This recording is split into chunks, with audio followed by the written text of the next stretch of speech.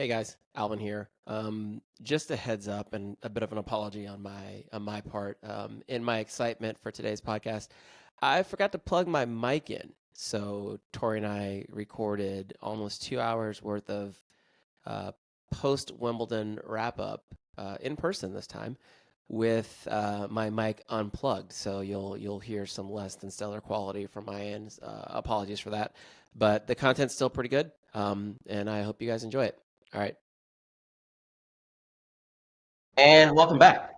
We're back. We just covered the men's final. So if you're watching this in an outside version of the full version, go back and listen to that one, or listen to that one after you listen to this one. But as the title says, we're going to talk about the women's final, Wimbledon final, won by Iga Swiatek Uh, over Amanda Anisimova.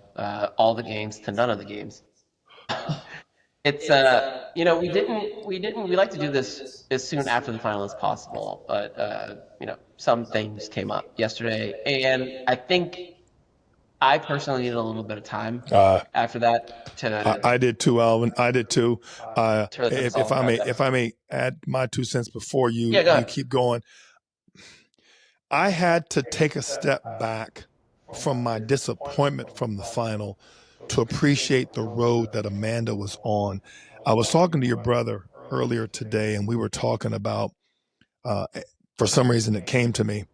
Shaquille O'Neal played 20 years in the NBA, and young enough to remember when he was with the Orlando Magic, and they had one of their first NBA finals, and how fish out of water the Magic seemed in that final.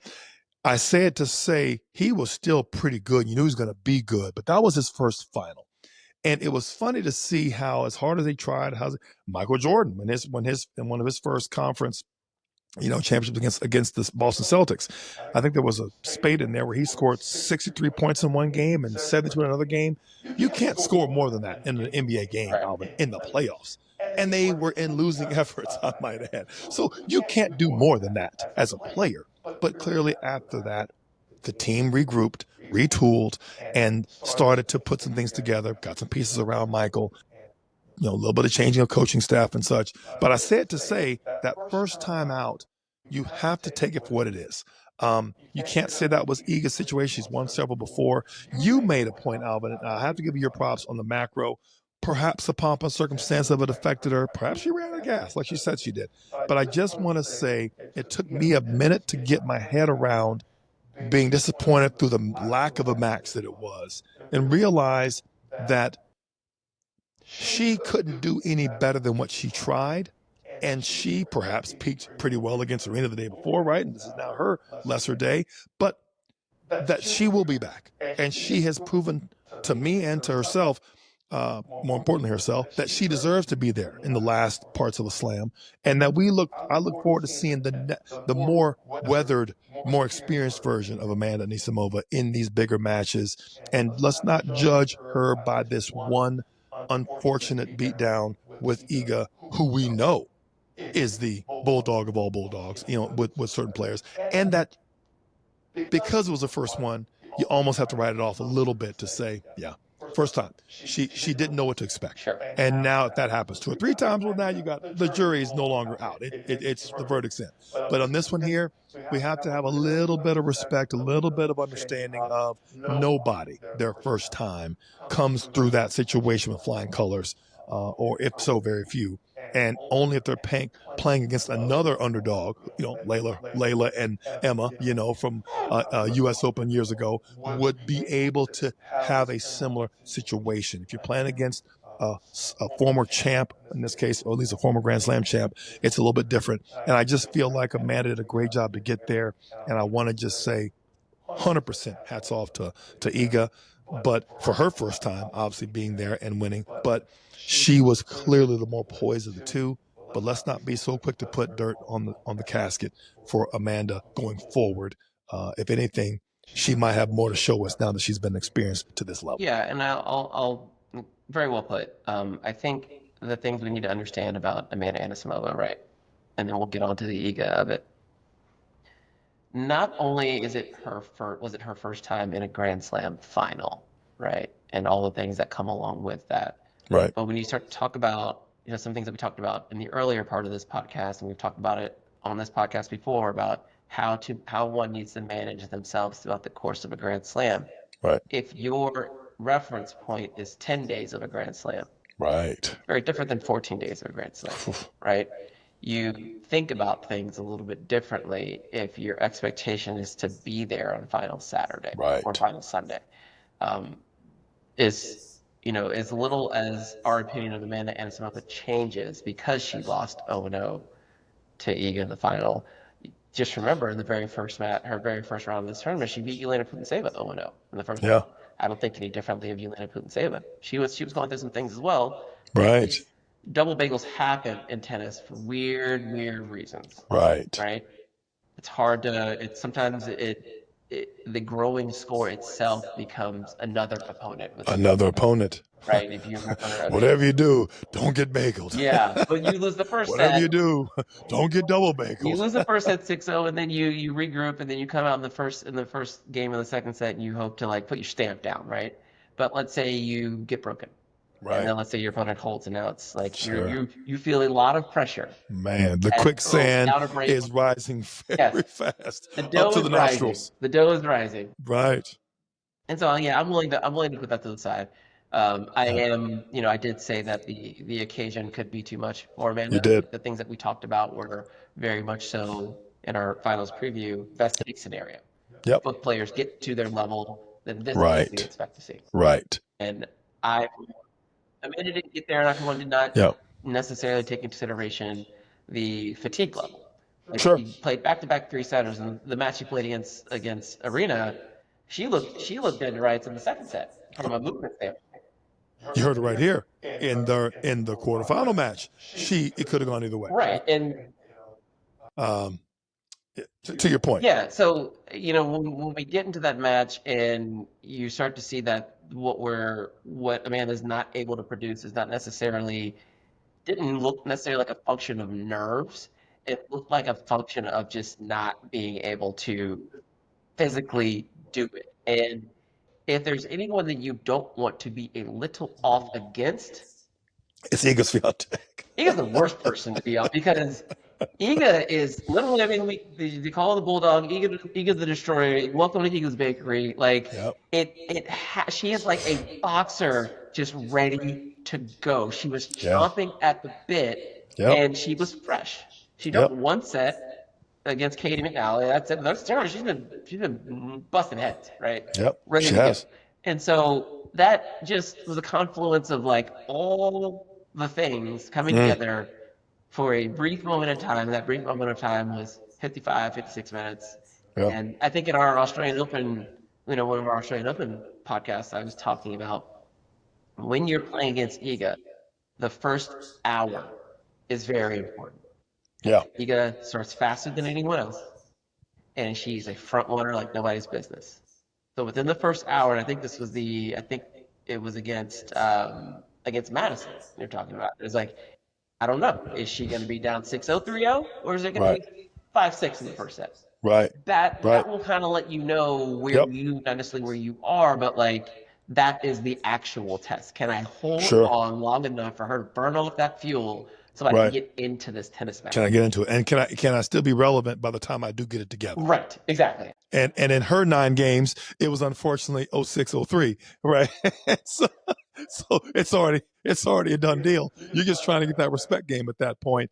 And to your point, Alvin, let me just go over 2 stats. And these 2 stats are the most telling. Iga, first serve percentage, 78.5. Yeah, go ahead and wrap it up. Yeah. First serves in. Amanda, 45. Yeah. Okay. We know the obvious. One of the best returners of the game, period, in Iga. She doesn't need any help. Yeah. She would return well and beat you if you served 65%. But if you're serving 45%, you're just playing right in her hand. Second stat, and this is where it really comes down to. Alvin, she only put, now listen to this. This is the craziest. I'm going to put these 2 stats in one. Second serves in. Give me a number. What do you think? Who only put who From who? It's weird, and the stats are weird in this regard because Wimbledon AI doesn't always do a good job of understanding what a good stat is. A second serve return put in? No. Second serves in. Made second serves. By the way, she double faulted twice, so keep that in mind. 78% of first serves in. 90. How many second serves in do you think she had? 90. Total? Total. She only not percentage. 6 games. So. There you get what I'm saying. Right. She only faulted twice. She probably only made 3 second serves. 8 second serves. 8? Yeah. 8. Okay. The whole match. Alvin, of the 8 second serve points that she put in, she won 70% of them. Yeah. So there's my 2 stats. Now let's juxtapose that. 45% first serves in, and 27% of first serve points won. Of the 45. There's your tail. There's your stats. And here's your second one. 23 second serves total in play in those 6 games. 23. Yeah, that's a function of that. You get 23 second serves in 3 sets, let alone in a double bagel. So I say that to say, and of course, of the second serve points won, I think her second serve points won was only 36. Again, as you can appreciate with that 0-0 match. But I say that to say you can only appreciate that, though that just shows you how she was not herself and Iga was herself, right? And I think that's just I wanted to mention those 2 stats there because when I saw that, it's funny how Wimbledon gives you, more or less, you don't want to have a lot of second serve points. 23 is not the better score here versus the 8. 8's much better. It's like par in golf. You don't want to have more strokes. You know what I mean? You don't want to have that many. But it was just to say, I really felt like it was a tough day for her not to play her best. And Iga, of course, in my opinion, played obviously very solid. And hats off to her for this whole year and whole last year of kind of having a little bit of a flub. And it just shows the other players in the tour, other players in whatever your level. It could be your league. It could be you're playing national clays and you had kind of a tough tournament. You're not ruled out for hard courts, and so on. You just don't know. And if you can get back to the drawing board, fix a couple of things that you know that you're better at and fix it fairly quickly, you could have a better Kalamazoo or so Kalamazoo than you think just because you've changed things around. And the people that have done well may not have as good of a time because they did well. Just look at Coco between French and Wemby here, Madison between Australia and French and so on. So there's just my point is to say it doesn't rule you out because you had a bad match. It doesn't rule you out because you had it doesn't make you a favorite because you won the last one. Here's Sabalenka, who's had, close to 3 straight finals. It wasn't even in this final and has done great, but obviously was a clear-cut favorite for the whole tournament and then gets knocked off by Amanda. I love the women's game for the parity in it, but I also have to give Iga her due. Iga played some flat-out TQC on the women's side in her quality control, and God bless it, she played solid and completely played different than I thought she would have played by maybe stepping back, hitting more balls through the middle of the court, forcing Amanda to go for the shot she didn't really want to have. She jumped on the moment. She played solid. She didn't make a lot of mistakes. She served great, returned great, and really just kind of played Amanda like, yeah, you're a little tight right now. So I'm not going to help you out by playing faster. Let's go back, right? So we're talking about Iga in the last, let's say, 12 months, right? And there's a lot has been, a lot of ink has been spilled about Iga hasn't, won a tournament since French Open last year, right? And right. In final tournament until I think it was Eastbourne, whatever, the last warm up right before Wimbledon. And that's all fine and great, right? That's a nice little tight loop to look at 12 months. But I think let's look more at Madison Keys, right? Madison Keys final U.S. Open. When was that? The first one? When she lost? 2017, I think. 17? Okay. I'm pretty sure it's 2017. 8 years later, she returns to a final, right? And wins it. So now we're talking about an 8-year span, right? In which she was, top-ranked American prodigy, made the U.S. Open final, got there and froze up a bit, not necessarily went in the woods, but, kind of ups and downs as a 15 to 35, 15 to 50 ranked player. Yep. And then got herself solidly in the top 20 for a few years with a couple of spikes at Grand Slam, never really getting back to that spot. And then and then finds good tennis, makes some changes, and then finds herself playing and playing for Grand Slam. Second week at the Grand Slam and wins a slam. Sure. So that's an 8-year span, right? There was a time where Roger Federer went into the woods a little bit and couldn't. I think he went 2 years without winning a slam, right? Yep. There was a time when Novak was in the woods a little bit. Novak, Pete Sampras.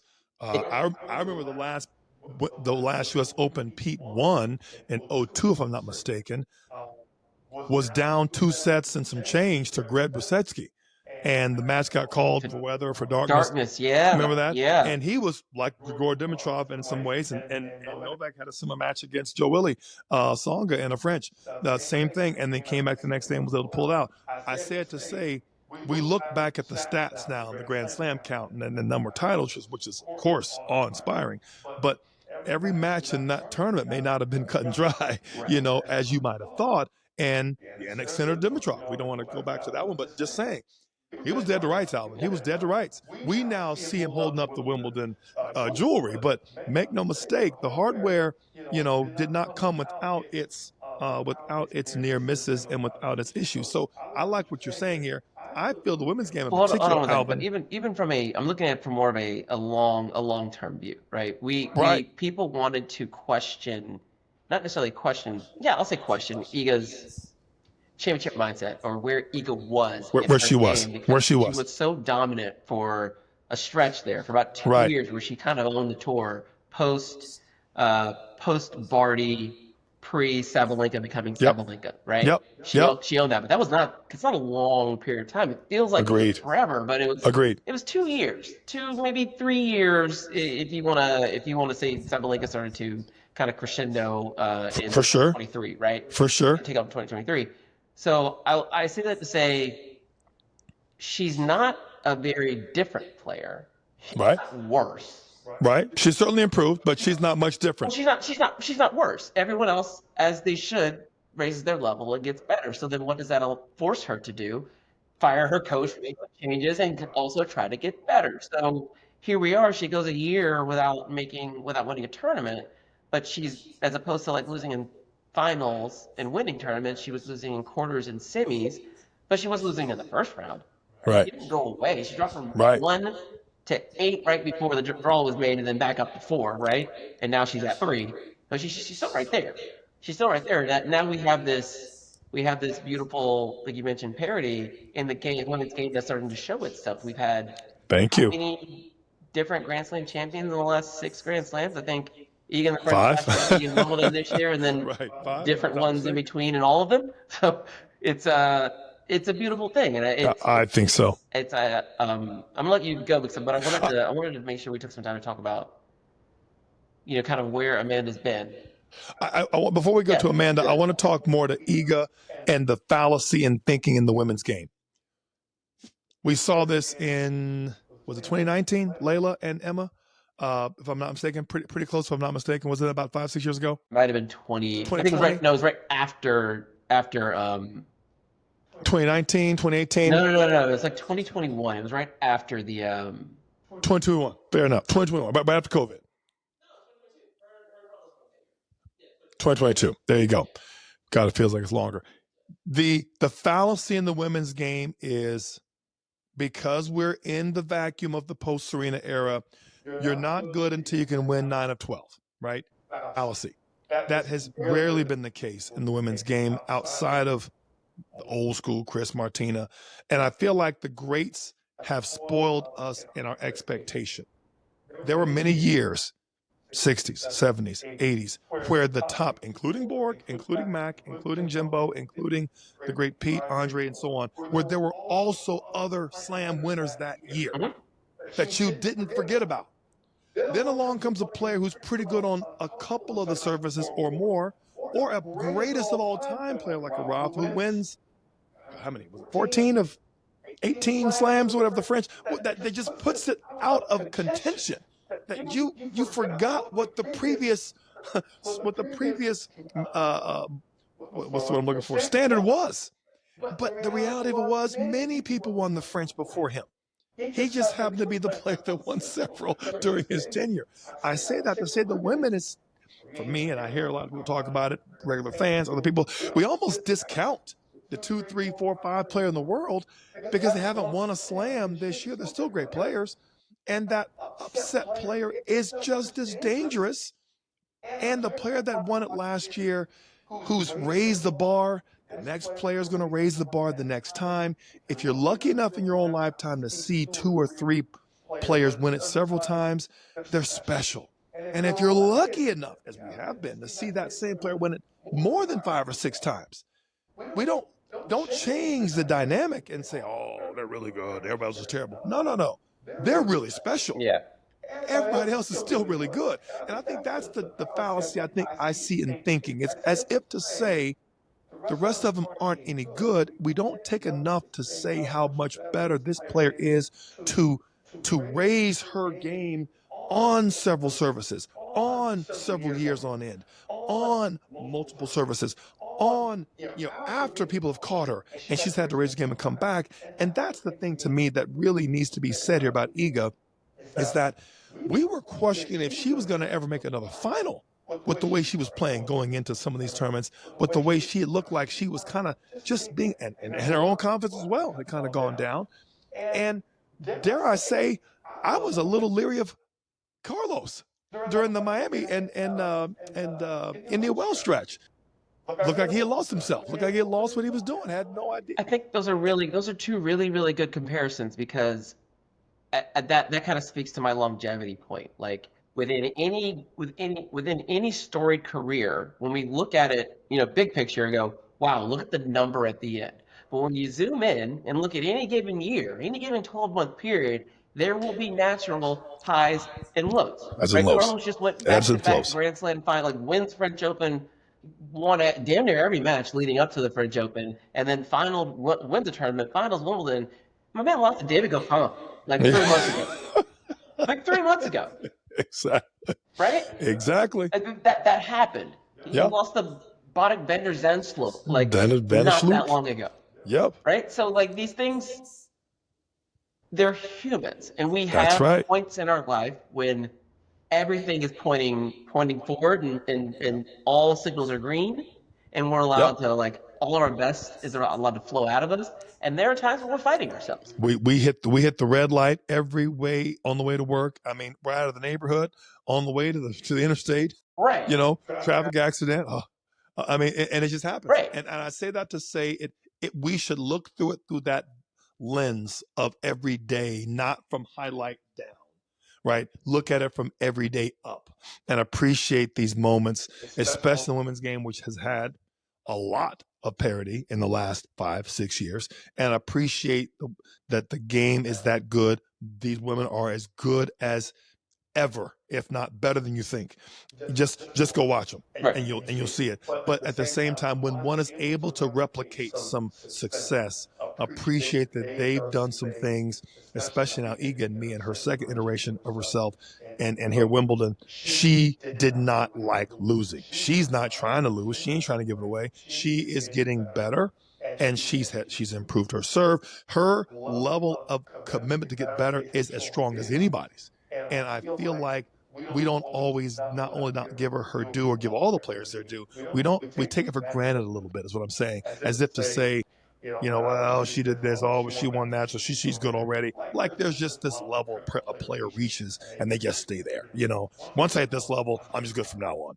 No, buddy, no. It's a dynamic, fluid situation at every tournament, let alone in every match. And therefore, buddy, you gotta keep grinding. Look at some former Grand Slams winners who are no longer even seated in this tournament, men and women, let alone players who you thought, man, what happened? We were shocked that Cilic, had a nice upset. He got to finals of Wemby and won the U.S. Open, Alvin, not long ago, and he's now regarded as a as a has-been. You know what I mean? We got Marketa, Vonchusova, and Krejcikova, who were former Slam winners at this tournament, got bounced before the bigger rounds, and had them going farther. Maybe upsetting some other players. So and with history on our side, we would have been correct, but unfortunately, the other opponent said, I'd like to have a word. Exactly. Well, speaking of history, right? Like Iga now moving into, we're in a very interesting spot. Not to talk much about the men's event because we already did that, but between Jannik Sinner Carlos Alcaraz, and Iga Swiatek now, we have three active players who were one slam away from the career Grand Slam. Isn't that wild? Isn't that something? That is career Grand Slam is rarefied air, Very rare air. but I think we as tennis fans have been so blessed Spoiled. lately to where it almost seems like, oh yeah, does everyone have a career Grand Slam? But it's like Spoiled. I'll say it again. We're spoiled. we're spoiled. Coming off the heels of the big three and big four, Serena, and then coming into the greatness of the The person who coined the term Serena Slam, Right. right? To your point. Yes. I mean, it was not even a generation ago. Was just a handful of years ago. Hell, So Yannick Sinner is one double match point blown away from a center slam. thank you. Looking in arrears, right? Like, Sure. that's kind of wild. But Iga has put herself like this woman who is so proficient on clay court, got herself a U.S. Open win, continued to be dominant on clay court, and now has made some adjustments to Yeah. to get herself the Wimbledon title. Yep. And going back to the beginning of that match, when they're going through the ceremony and painting the royal box, like it was so cool seeing all of the former champions, former women's champions that showed up for that match. Yeah. And I can only imagine like going back to your college and watching all the people in the record books before you Right. Watching. play. Right. It Right. was That's a good perspective to think Yeah, about. like seeing even like Martina Hingis and Martina Navratilova, obviously Billie Jean King, Conchita Martinez, like even more so recently, Simona Halep. Like Yep. it was just like, oh wow, they're all here. They're all here and they've all done this thing that was pretty cool. So I just think, I mean, and also putting it into perspective, like now at 6 Grand Slams, right? Moving past Hingis, right?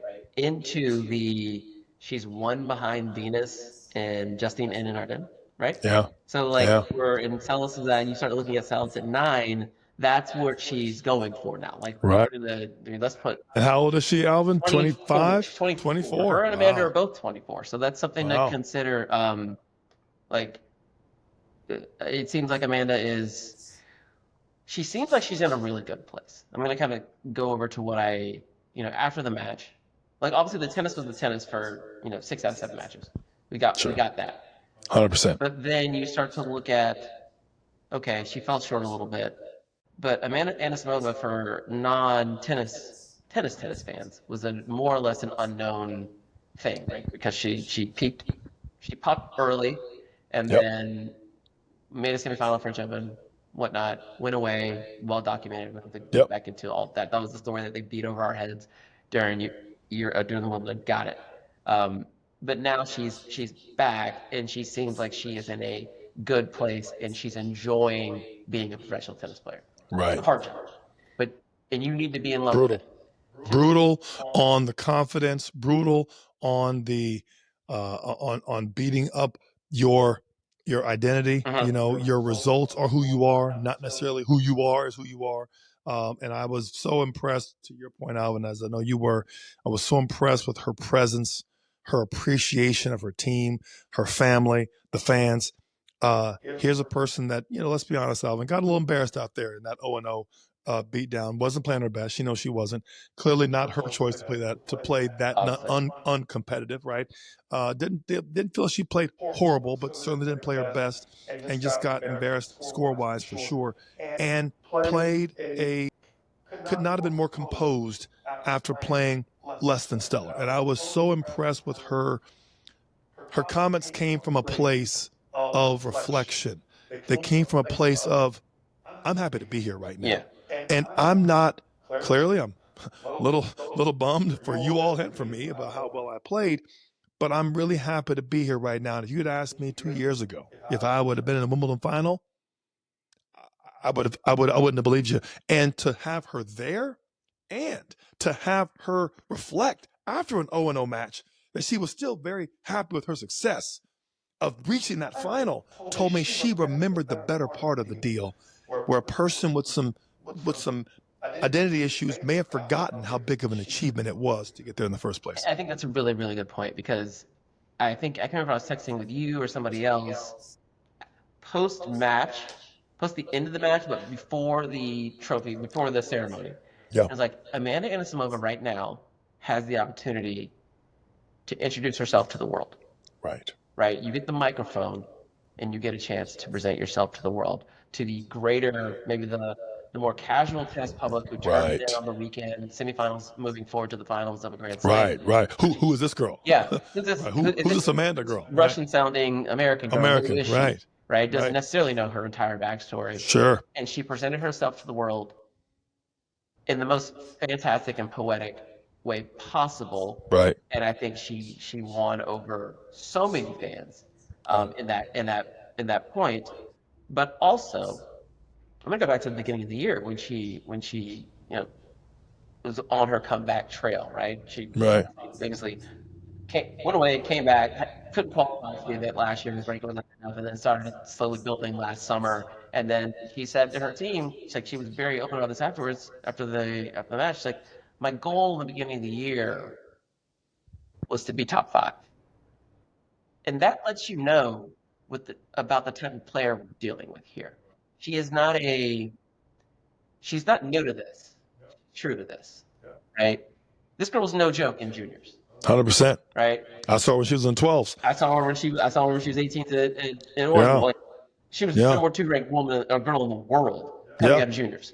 No doubt. She made the semifinals of the French Open at age 17. Right. This is not a joke. She's not a fly by night kind of player. 100%. Cards get dealt a little differently. Her father/coach does not pass away. Right. 100%. Constantine. Holding a few Grand Slams right now. 100%. 100%. Much like Sabalenka. Yeah, when exactly. she went through some things like that, Let's take down. Let's put all that behind us. This is where we are right now. She's 7 in the world. She'll be 7 in the world on Monday. Yeah. With 6 months to play. With 6 months to play, and she understands what's in front of her. She said, Yeah. got to this point in the tournament with a average serve. Yeah. My fitness is getting better. It's not where it needs to be she said specifically, to be able to compete in 7 straight matches. Right. Right. Now this is a player who just got beat 0-0. Right. It sounds like she is letting herself move through the process. That's right. Becoming, and understands where she is in the process, reflecting back on 6 months ago with the progress and what's still left to be done. That's a great point. Exactly. So now that gets me as a fan excited about, okay, what is Amanda going to be able to do in the next 3 months? Like, let alone 3 years. It's like, oh, did we just get another one?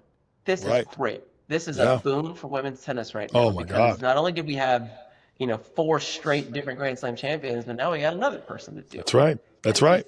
Awesome. Who can contend with the top? Exactly. And what I like about this, and you and I have talked about this on several occasions, and don't think Arena's going to take this line down. Sure, she's right? Still there. Don't think Madison is not still working, and don't think that Coco is back saying, "Oh, good for her. I'll just take top 10."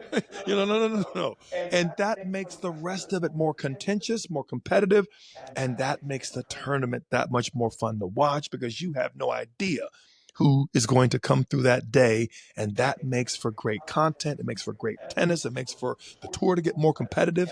As I say, it's really a neat thing, and I appreciate your perspective. Her post-match interview helped me appreciate how much her year or 2 that she took off was needed for her perspective, and for her to get where she's got to now. And I felt better about her future after listening to her because she remembered the important parts of that match, which was getting to the match, not that match itself. And she quarterfinal French Open a couple weeks ago, lost to Arena in a really competitive match. Previously stated that she's semifinal French Open before. She's sniffing. I don't know if it's this year. Right. But it feels like another good off season, and stays healthy, keeps training. Yeah. We could be in for something even as soon as Australia or late in the year. You're absolutely right. Maybe even the U.S. Open. We don't know. But I want to say one last part about Iga. I know you made a comment earlier about perhaps we don't give Iga all that she's due. Let's face it. You say it right here. Sometimes you don't give the champion their due because it's understood, and I want to make that point. I don't often give the top player in the world, especially if they've been a top player in the world, they're due, because unfortunately and fortunately, we base the top off of them. And so therefore it's easy to I'm comparing Amanda to Iga. I'm not comparing it the other way around. So when Iga is Iga, I say the comments, she didn't have enough today. What does that mean? To beat the best in the world, who is Iga Swiatek. When I say that Iga is proved herself and previous former multiple Grand Slam champ, I am also saying, and everything that comes with the experience, the level, the consistency, the TQC, right? Her total quality control. She doesn't have many bad matches. I think it's important to review that at this point because it was 4 or 5 months ago. I said it. You may have even said it. I was worried about Iga. I was worried about her blow to her confidence. Confidence, big part of her game. Didn't Coco beat her like 1-1 in, was it Madrid, something like that? Like, did not. Well, Polo, yeah. I don't think she was playing her best tennis. I don't think she was in the right place. However, as a champion will do, one of my favorite quotes in the and ad taglines: champions adjust. And she has adjusted with the best of them. And I look at where she's at now, Alvin, and I couldn't be more proud of her and her team. As I say, it's only going to help the rest of the tour continue to move and to progress. But hats off for her for not losing confidence in herself. Confidence in her, as so hard as she works for it, as so hard as she trains. And let's face it, her results and her identity are kind of wrapped up in one a little bit, right? So she to not win must have been devastating for her to some level, some core level. And for her to bounce back, double down on herself, work harder, says a lot about the kind of person she is. Almost settle in with competing for it all. Like, she Right. really enjoyed being number one in the world, but Right. almost to the point of needing to defend it as opposed Right. to embrace living it or Right. embrace competing for it. Right. Now it seems like she's seen the highs, she's seen the quote unquote lows, 8 in the world. And now she's in that spot where she came into Wimbledon and she seemed happier. She didn't look Yeah. stressed. Right. She looked ready to compete and enjoy competing. Looked that way in the French too, Alvin. Let's be honest. Looked that way in the French. I still say the best match of that French Open. No disrespect to Coco or Arena, or Coco specifically. That semifinal with her and Arena was one of the best French Open women's matches I have seen ever. Yeah. I mean, it was just phenomenal tennis. And I say that to say she played that good then. I knew she was back when I saw that match. No disrespect on Coco. Coco played a great match and matched up better, obviously, to Arena.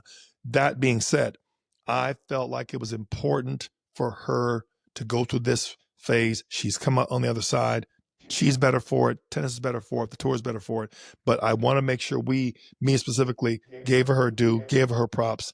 The commentator made a point which I always don't necessarily key in on.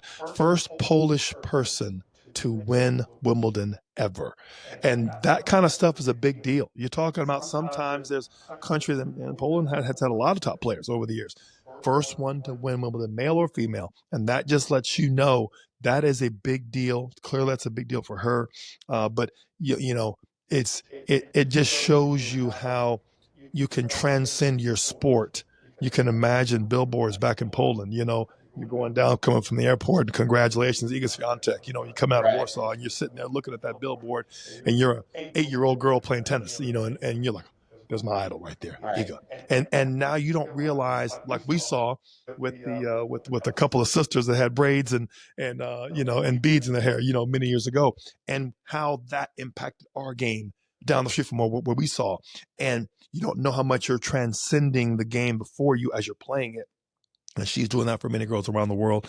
And it just was really, really fun to see. And again, for her to get back to that top perch after having been dethroned / fallen off, to get back to it was a big deal for her. And clearly it came with some work. And so happy for her and her team to rededicate themselves to the goals. And at the end of the day, all you can do is put in more work, maybe a little more applied, maybe a little more specific work, maybe some changes, but double down on what got you there in the first place. And Iga has done that in spades. Yeah, absolutely. And I think just even to add on to that, I think Sinner I think he's the first Italian male to win Right. Wimbledon. I'm not sure if he's the only Italian to win Wimbledon, but These people are also still people from places that have tennis Right. players I coming think it was Flavia Flavia Panetta. Panetta Yeah, did she back win in the home? day. Yeah. I think so. But these people are people from places that have also have the responsibility of growing the sport where they live. There are players. Right. This thing about tennis keeps on going. There are always players coming up behind you. Right. Right. Shout out to Italian tennis, by the way. Alvin Cabelli, Jasmine, my girl, Coach Loretta. Yeah, Coach Loretta. I mean, they've been putting out some. This didn't happen yesterday, right? These players, you don't start this week and get a great Wimbledon turnout by next Friday. You know, I mean, this has been years in the making for the Italian Federation. So shout out to them. Jasmine made a comment in one of the tournaments about how we have a great Italian contingency. We're all supporting each other. And at the time she said it, I'm looking around like, who else? You know, who? And sure enough, in this tournament, we see Coach Retta and we see Cabelli, get that far. And you of course, I know my boy, I have to give him his props now, Lorenzo and others. But there's others that I've seen. But even Massetti and others that are, Sonigo, like for instance, Sonigo, who played a great match there against Ben. That was actually a very entertaining match. There's just been so many others that have been playing such good tennis. Shout out to Fabio Fognini, one of my all-time favorite Italians. So there's been so many good ones that have come through. Whatever the team Italy has been doing has been well noted and very much deserved with their success. They've been putting it down, women and men, and just continue to make a nice push. And so, obviously Center being the crown jewel of that of the country, just very, very happy to see them get all the success that their hard work has deserved. And last shout out in that same vein, U.S. tennis, while we haven't had the male champion that we've had in years before, prior to the big three, on the whole, we're getting a lot of opportunities. We've had four different women, in four consecutive Grand Slam finals, going back to last year's U.S. Open, Jessica Pegula, obviously Madison, the Australian, Coco and the French, and now Amanda here.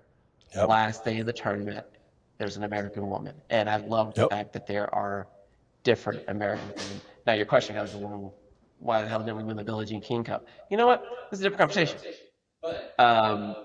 We are, I think, we should, and we have some guests lined up that might be able to speak to this a little more broadly than we can, or should at this point. There is a lot of value in getting as many shots at the goal as possible. 100%. And eventually, hopefully on the men's side, Taylor's doing a fantastic job. He's made semi of Wimbledon now. He finaled U.S. Open not that long ago last year. Ben's been knocking on the door. Ben has reasserted himself as a serious threat to every quarter in semi, which I thought, bit of a flash in the pan when he first came out, but just had to happen to have a good run.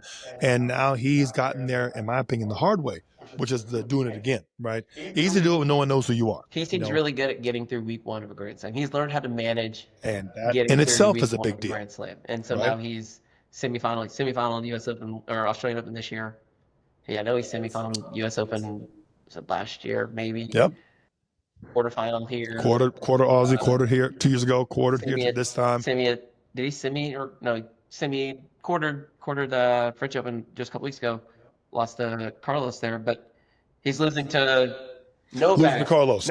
Losing to Carlos, the center. Like, I mean, you know what I mean? So what does that tell you? He's right there. living in that 4th through 8th spot. Like, what is left for him? Just in the top 10. Just in the top 10, and he's still a lot of years to go. So to your point, USTA player development is doing a great thing. I hope, and we and I had this conversation, I hope the U.S. continues to appreciate each of their paths that have gotten them there and embraces every path that continues to bear fruit. They don't always have to go through this is the model, this is the type of player that we've unfortunately cubbyholed ourselves to in years past.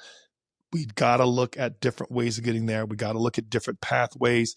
and different game styles that match perhaps the different services, and continue to help those and those teams and things continue to get to that level. And I feel like in times past, we have so many players. It's hard to give a lot of love to everybody, but it's easy, very easy to start getting very laser focused on one or two and not the 10.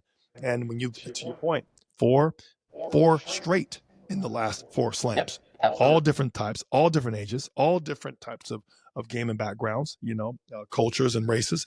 That to me says you got more here than you realize if you just continue to, continue to continue to do what you're doing, and if anything, double down on all those efforts, not just 1 or 2. Absolutely, absolutely. I think that's enough words on the internet for us.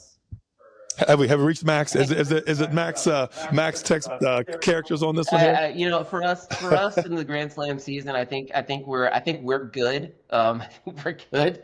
Yeah. We get back to regularly scheduled programming, which we don't just always talk about ATP and WTA. We like to Right. explore all the things that interest us within tennis, and we'll continue to do so in between the slams and masters. Yep. So we'll get back to that for a few weeks before we get to let's say Toronto, Montreal, Cincinnati, and then leading up to the U.S. Open. But I think this is where we put the pin in it. Pin. All right, that's 3. We're out.